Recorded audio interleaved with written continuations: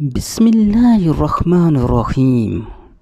تمام دوستوں سے گزارش ہے کہ ایک دفعہ اپنے پیارے نبی صلی اللہ علیہ وسلم پر درود شریف پڑھ لیجئے۔ اللہم صلی علی سیدنا مولانا محمد وعلی آلہ وسلم۔